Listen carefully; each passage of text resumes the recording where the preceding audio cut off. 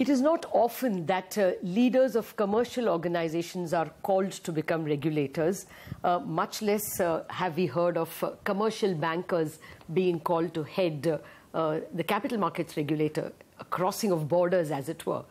Mr. Sundararajan Raman, former chairman of Canara Bank, is one such person who became whole-time member at Sebi 4 years ago.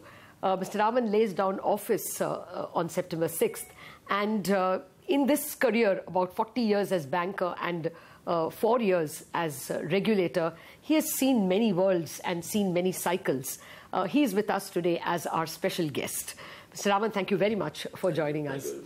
Well, you're, the epitome of both commercial banking experience and regulator experience brought forth a masterstroke just before you left. You have ordered that every company shall disclose its defaults, if any, within 24 hours. Now, I mean, that's genuinely a masterstroke. How did you think about it? And, what was the thought process that resulted in this rule? So the last 2 years, we've been giving some exemptions or other to commercial banks. Started in 2015, where we said for all the accounts under the SDR as approved by the RBI, the pricing policy under the preferential allotment under the ICDR regulations will not apply. Otherwise, if you remember what happened in the Kingfisher episode, there was an issuance under the preferential route at 65 rupees or something, where actually the share price was at that point of time 30 something. So as soon as the debt got converted into equity, everyone was standing at huge MTM losses.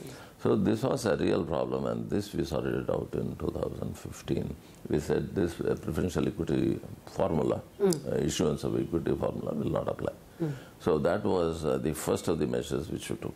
And subsequent, we also actually, there is a general provision in the substantial acquisition of shares, SAST regulations, that if you happen to acquire more than 25% or 25% or more of a company, then you are obliged to give an open offer for at least another 26%. So here is a situation where the company is actually in the doldrums or is in big difficulty, and the bank is actually converting debt into equity, and because of which you are further obliged to give an open offer for another 26%, which was all, it became a non-starter. So we said, okay, this is a CST regulation, this particular thing will also be waived in case of banks. So both these rules you could frame in Sebi because you came with commercial banking experience? No undue credit to me. This was done in 2015, where I was not involved with the portfolio. But where, of course, last 1 year, was after the departure of my ex-colleague, of course, I've been handling this portfolio. In the recent past, we have done a few more things. The next step was the bankers are not supposed to be running the company anyway. So they are actually looking for a downstream buyer so that, it goes away. So now the question came where the facility, the exemptions which we had given to the banks in 2015, there was a proposal, and a right proposal, that downstream buyers, new investors who would like to buy the company from the banks, they also should be exempted from these two, this ICDR provision of pricing on preferential basis, and number two, the open offer. Yes. So we said, good proposal, and then we did it. And then so as we were doing, this was done in the recent past, say April or so. But when we were constantly, actually, of course, NPA has been a big subject during the last few 2-3 years, especially in the last 1 year, it has been a red hot subject. So the thought process came that actually we are giving one exemption after another to banks, and rightly so. There was nothing wrong in the exemptions, but it is actually dealing with, say, distressed companies, in some cases dying companies or dead companies, So as an ex-commercial banker, I was wondering, should we not be doing something to arrest these sort of things? Why don't we deal with companies which still have life? And that is where actually the germination of thought occurred. And it is an idea which was brilliant in sort of concept. It is not my own idea, because the entire Sebi team is involved, and especially our chairman has been very deeply involved in this. But the idea, the beauty about the idea was its simplicity. So you see, as per the I mean, RBI has been trying to put in the acrylic because one banker doesn't know what are the borrowings of the borrower. Precisely. And it takes 90 days for an account to be classified as an NPA. And even after it is classified as an NPA, the world does not necessarily know. No. One of the reasons why you find that some banks were lending to debt cases already because of the lack of information.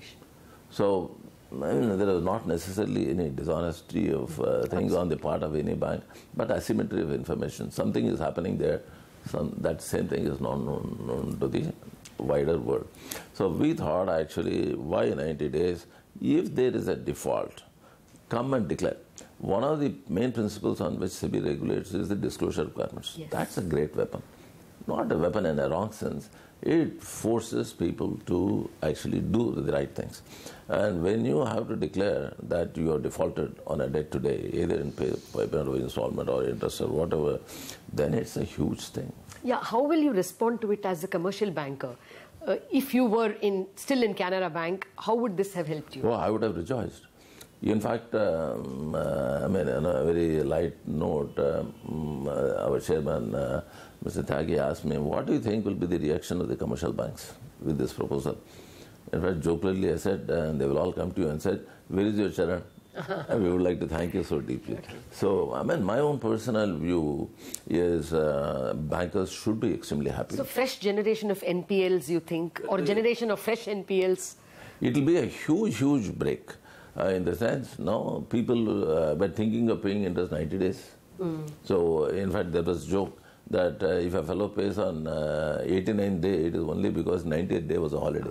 Okay. So, no, that means even now SMA 1, SMA 2 cases in banks should also go down because on the 31st day they have to declare. Exactly. The further generation of NPA, of course, Sebi is concerned with only listed companies. So our domain is listed companies. So whatever instructions we have issued is restricted or confined to the listed company. But listed companies, of course, if you look at corporate credit, listed companies should be having 80%, 90%, I don't know.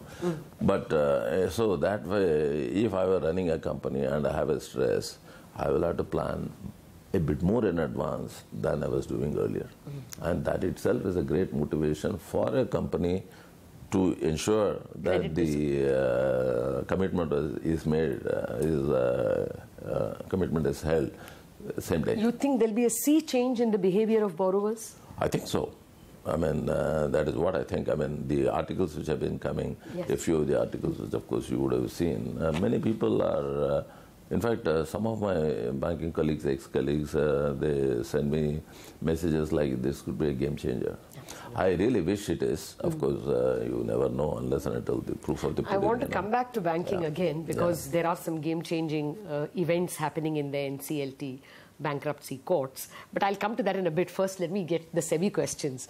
Well, the other thing that the mutual fund industry, is very keen about is interest rate futures. They are not allowed to short interest rate futures.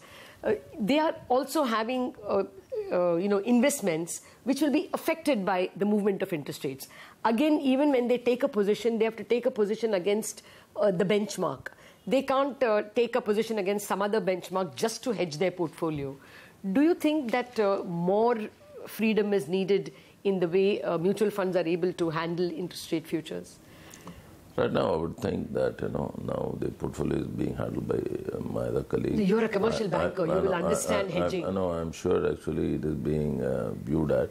The problem, the way the regulations develop is a lot of consultation takes place internally first, and then, of course, we put the paper for the external comments, etc. So I would not like to go too deep into this. But you handle the portfolio. Our approach has been that, well, if anything is necessary for the business to further grow, we will do that. And one of the things, of course, mutual fund is one of the industries which has grown exponentially in the last 5 years. It is now 3 times what it was just 5 years ago. It is now more than 20 lakh crores, the AUM. And it is a very talking of You were talking about the link between banking and this, Exactly. so I thought I would mention one thing. You will understand the need to hedge portfolios because you are a banker, you've seen treasuries being run. That's why I was asking whether, you've put the idea in Sebi, or even during your time, did you contemplate giving more freedom for hedging? It was not a very huge issue during the time I was looking at the portfolio. But yeah, it is a continuous process, of course. So, okay. You think there is thinking to liberate it further? Yeah, I mean, liberation is the name of the game. And I will tell you about the liberation in some other context. Okay. Well, let me come to the decisions that were, that the mutual fund industry is, kind of in the midst of, is underway. As you said that, there is a lot of money coming in, even into debt mutual funds. So there is one fear among investors that probably paper of lower and lower quality is getting bought because yields are falling. Is that a worry with Sebi? Let me just take you back to there was an episode 2 years ago, Amtech episode, which all of us know widely by that name. See, there are a few things which we did in the mutual fund space, which actually made us handle the portfolio, the problem headlong, and actually prevented the credit quality problems in the banking sector from seeping into the mutual fund industry. I'll just tell you a little thing. What we did in the Amtech episode, for instance, we said if any mutual fund which invests in any debt paper which gets downgraded, you are under an obligation to report immediately to Sebi. So that itself, most great things happen by simple measures. It's not very complicated to understand. And once we did that, then there was huge amount of discipline automatically forced on everybody. So if I am running a mutual fund, I would not like to have a paper which it gets downgraded. But otherwise, in the quest for higher yields, there were some mutual funds which are actually investing more and more in slightly lesser quality paper than most others, and then saying, okay, I'm giving you more. But then the point is whether you're giving that much more as to actually compensate for the quality of the portfolio being less.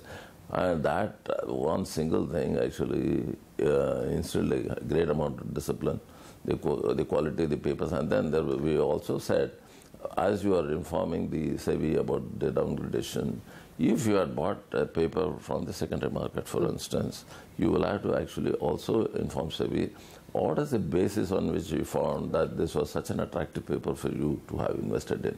Okay. So that was another question. Suppose I am running a mutual fund and I do something, it is very, very difficult. So automatically discipline. So now you don't worry about quality of debt mutual fund? I do not think, because of what we put in place, the system, that now actually all the mutual funds are under constant obligation. If any downgradation happens, you have to do all that. So better quality papers are being invested. Okay. By and large, yeah. All right, we have to take a break, Mr. Raman, but we are coming back with lots more questions.